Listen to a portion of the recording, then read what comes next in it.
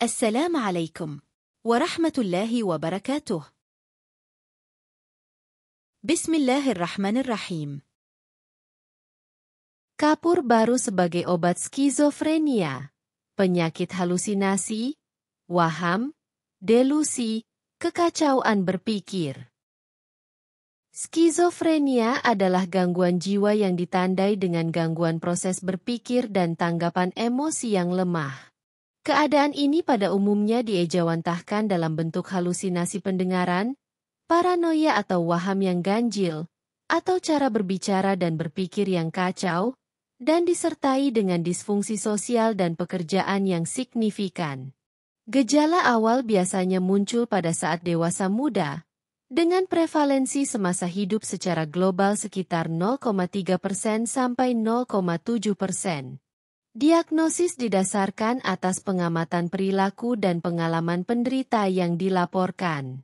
Seseorang yang didiagnosis mengidap skizofrenia dapat mengalami halusinasi, kebanyakan melaporkan mendengar suara-suara, waham, biasanya aneh atau secara biasa, dan gangguan daya pikir dan bicara. Yang terakhir ini dapat berupa kehilangan urutan berpikir, hingga kalimat yang artinya kurang berhubungan, sampai dengan ketidakpaduan yang dikenal sebagai kata-kata yang berantakan pada kasus yang lebih parah.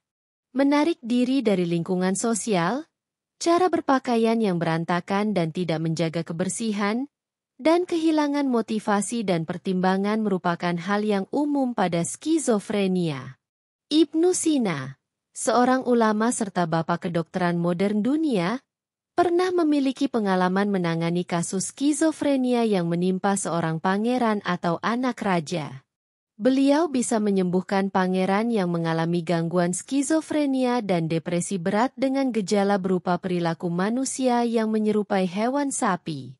Uniknya, salah satu obat yang diperkirakan digunakan oleh Ibnu Sina adalah camphor, suatu kandungan kimia dari tanaman kafur yang berasal dari Asia Timur. Ibnu Sina menambahkan komponen kafur sebagai obat yang dicampur ke dalam makanan sang pangeran yang mengalami skizofrenia sehingga berangsur sembuh. Syah Pesandi, 2020, Abu Ali Sina, Avicenna.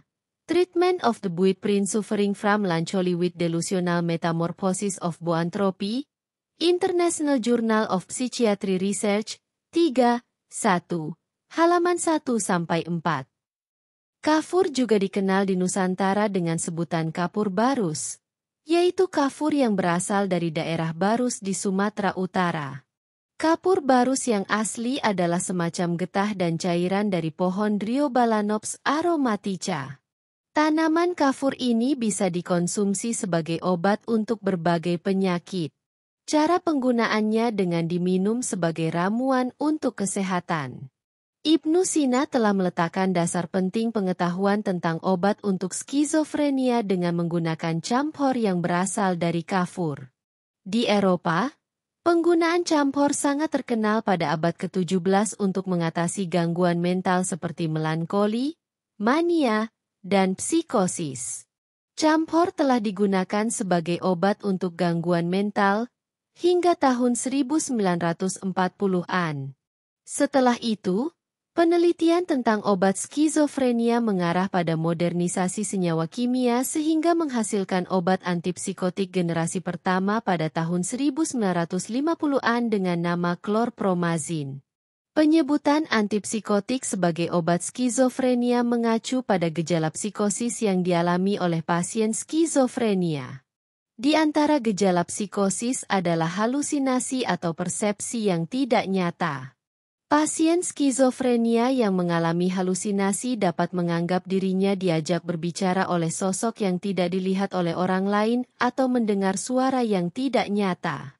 Selain itu, gejala psikosis lainnya adalah delusi atau waham, kecemasan yang terus-menerus hingga perilaku aneh yang tidak terorganisir. Awalnya antipsikotik digunakan untuk serangan akut psikotik, tetapi lalu digunakan untuk mencegah kekambuhan sehingga obat ini digunakan dalam jangka panjang.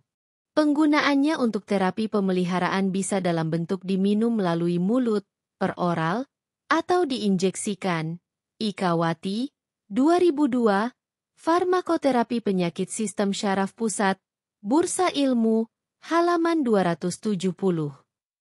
Karena penggunaan jangka panjang, obat antipsikotik generasi pertama diketahui memiliki efek samping yang tidak ringan. Oleh karena itu, peneliti farmasi kemudian mengembangkan riset untuk menghasilkan obat skizofrenia yang lebih baik. Sejak tahun 1990-an, ditemukanlah obat antipsikotik generasi kedua yang lebih ringan efek sampingnya. Hingga saat ini, penelitian terhadap obat skizofrenia masih terus dilakukan. Badan Pengawas Obat dan Makanan Amerika Serikat telah menyetujui obat kombinasi xanomeline dan trospium chloride untuk digunakan pada skizofrenia. Obat kombinasi ini didesain agar semakin kecil efek sampingnya dan diharapkan menunjukkan efektivitas yang lebih baik daripada obat-obat generasi sebelumnya. Salah satu kunci keberhasilan dalam pengobatan skizofrenia adalah kepatuhan terhadap terapi. Namun, karena adanya efek samping, maka kepatuhan terapi ini memerlukan upaya ekstra untuk diperjuangkan.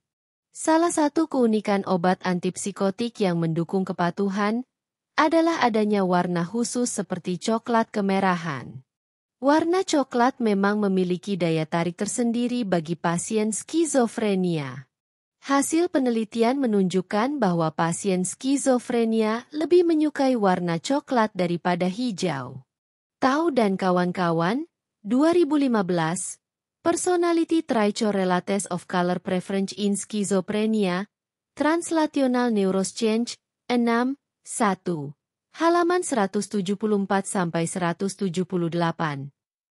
Oleh karena itu, tidak mengherankan bila warna tablet chlorpromazine dan yang terbaru, yaitu kombinasi xanomeline dan trospium chloride juga memiliki unsur kecoklatan. Tidak hanya itu, desain interior bangsal psikiatrik untuk tempat perawatan khusus pasien skizofrenia juga menerapkan warna coklat kemerahan sebagai warna yang dominan. Sebagai seorang Muslim, kita harus menyikapi pengidap skizofrenia adalah dengan mengingatkan untuk berzikir, membimbing mereka ke jalan yang benar, membantu dalam penguatan iman dan takwa kepada Allah Subhanahu wa Ta'ala, karena dengan hal tersebut maka seseorang setidaknya akan merasa tenang dan damai dalam hidup karena memiliki keterikatan yang kuat dengan Sang Pencipta. Dan kita sebagai seorang Muslim percaya bahwa semua hal yang di dunia pun tidak terlepas dari pengawasan Allah Subhanahu wa Ta'ala, karena segala suatu masalah atau perkara hanyalah Allah Subhanahu wa Ta'ala yang bisa menolongnya. Selain itu, terhadap mereka penderita skizofrenia, kita seharusnya menyikapi dengan sabar, merangkul, menghargai, tidak menghakimi dan memberi dukungan, agar pengidap bisa pulih dan dapat menjalani kembali aktivitasnya secara normal.